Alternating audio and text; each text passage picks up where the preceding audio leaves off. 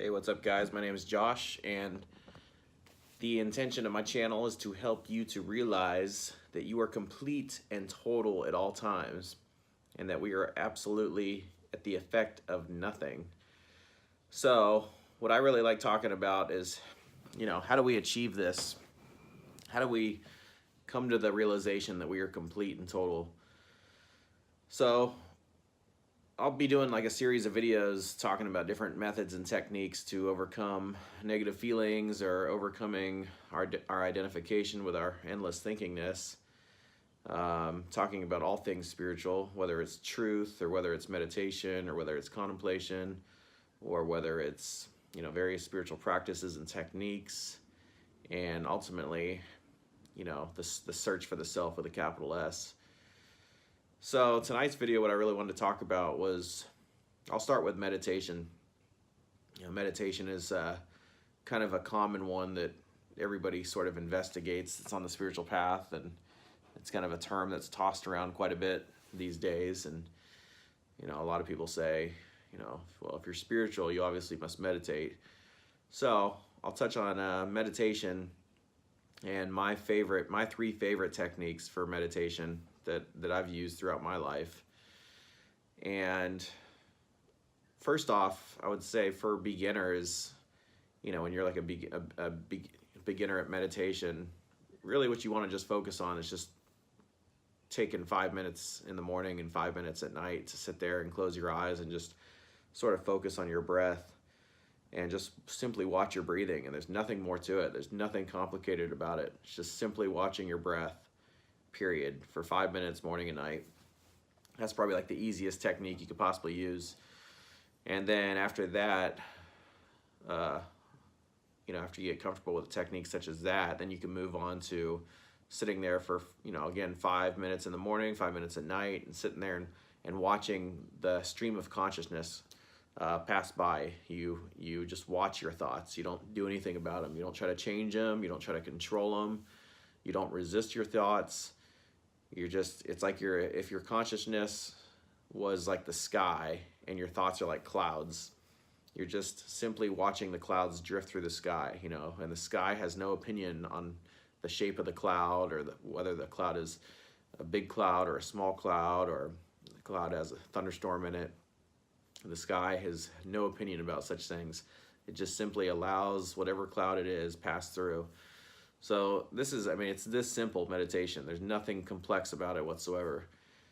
And it kind of blows my mind that there's so many like different meditative practices out in the world when it's really a very simple thing. You're just simply allowing the stream of consciousness to pass by with no judgment, with no resistance, and without wanting to change or control any of your thinking. So this is sort of another technique we use. And this technique, in the beginning, you start off 5 minutes in the morning, 5 minutes at night, and then increase it to 10 minutes in the morning, 10 minutes at night, and then just keep going after that. But I don't really recommend, I have to agree with Ramana Maharshi. I personally don't recommend meditating any more than like 2 hours in the course of a day, because otherwise, eventually meditation sort of becomes a distraction, because you can't function in the meditative state with your eyes closed. You can't go to work like that. You can't drive down the freeway like that. You can't interact with your family like that. So ultimately, what I use meditation for is sort of realigning myself or centering myself.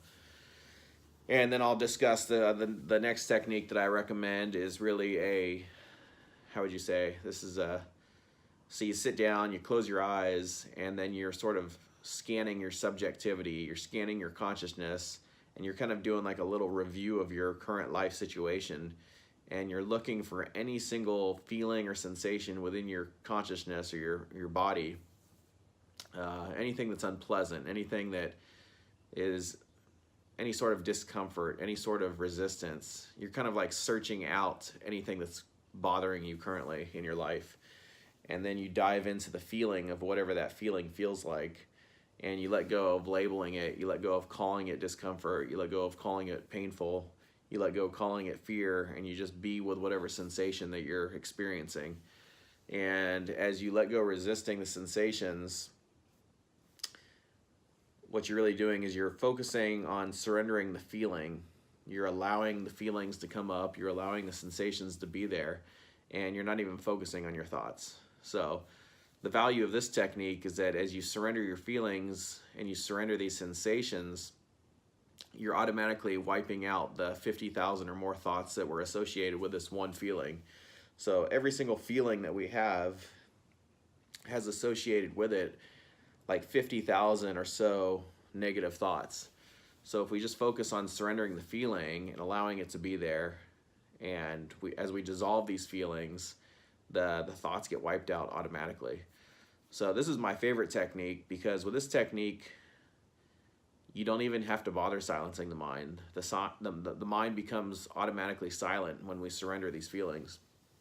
So in my own experience, this is like the most powerful meditative technique. And again, the only time like I'll sit in an extended period of meditation is when I have like a real huge sensation or negative feeling that's present. If there's like a big one that's up, then I'll take time. I'll sit down for as long as it takes if I have the time to do it.